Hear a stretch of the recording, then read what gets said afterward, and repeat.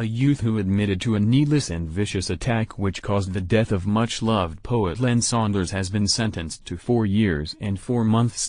Luke Woods, 17, of Union Street, St. Helens, pleaded guilty to manslaughter and was handed the sentence which he will serve in a youth offenders institute. Len, a community volunteer who was a popular figure among the St. Helens art scene, died in hospital on Sunday, July 30. 9 days after he was attacked on Ward Street because he did not give a drunken yob a cigarette. Len, 65, was knocked unconscious after the 17-year-old, who had also taken drugs, punched him in the face, knocking him to the ground where his head hit the ground. Liverpool Crown Court heard that Woods had earlier told his friend that he would ask someone for a cigarette and if they did not have one I'll hit him. Sentencing Woods, Judge Clement Goldstone, QC, the Recorder of Liverpool, said that he would have imposed a longer sentence if he could have. He said, Leonard Saunders was a 65-year-old man in the prime of his life. He was a shining yet very modest star with the local St. Helens community to which he devoted his life. He contributed immeasurably to very many facets of community life. He was adored by and adoring of his family. He was a truly popular and much-loved man whose passing leaves a huge void in the lives not only of his immediate family but of his wider, by which I mean the entire population of St. Helens and those who were lucky enough to have crossed his path. You snuffed out his life and created untold sadness and grief to countless people. No sentence of this court can or will be seen as doing justice to the mindless violence which you perpetrated against Mr. Saunders on the afternoon in question, and no sentence of this court can bring him back. The judge said Woods had not been so drunk as to be unaware that he had knocked out the victim, who had politely told him that he and his friend did not smoke, and then escaped from the scene. He added, "You have none of the disadvantages and difficulties which beset so many young men who appear before this court. No sentence can right the dreadful wrong which you perpetrated, and if the court had the power to impose upon you a longer sentence for that which you did, it would do so."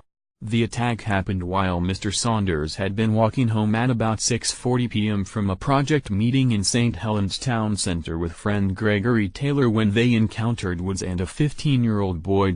Peter Hussey, prosecuting, said it was a case of gratuitous unprovoked violence on the street which was also fueled by alcohol. He described the attack as a sudden blow, of what the Crown submits was significant force, into the face of Mr. Saunders, adding the boy described it as needless, and vicious.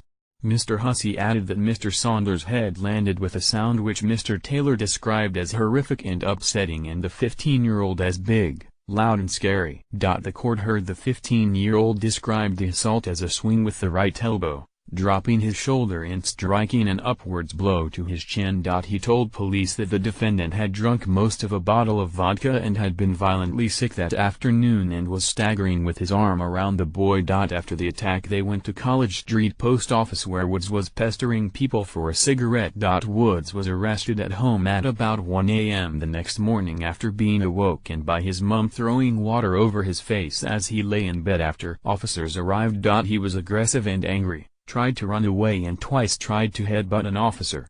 He was interviewed that afternoon, by which time he had damaged his cell floor, and when told he was also being arrested for criminal damage he punched the wall in anger and declined to answer questions. He was rearrested after Mr. Saunders died and was described as yawning and laughing when shown CCTV footage.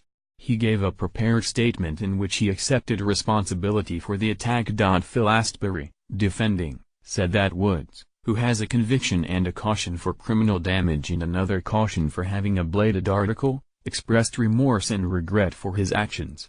He acted in haste and will have a great deal of time to reflect and repent at his leisure. He never intended serious harm. It is an act of robbery but a momentary lapse of control at a time when he was clearly affected by drink. He will have to live with this for the rest of his life. He is not a lost cause and has genuine insight and genuine remorse. In response to the sentencing, Detective Inspector Louise Birchall said, "This was a completely unprovoked assault on a much older man who was simply out and about with his friend." When they said that they didn't smoke so couldn't offer them a cigarette, Mr. Saunders was punched in the face. The punch has knocked him to the floor where he has hit his head and later died in hospital. No sentence will ever bring Mr. Saunders back, but we hope that it will give his family a sense of closure and allow them to get on with their lives.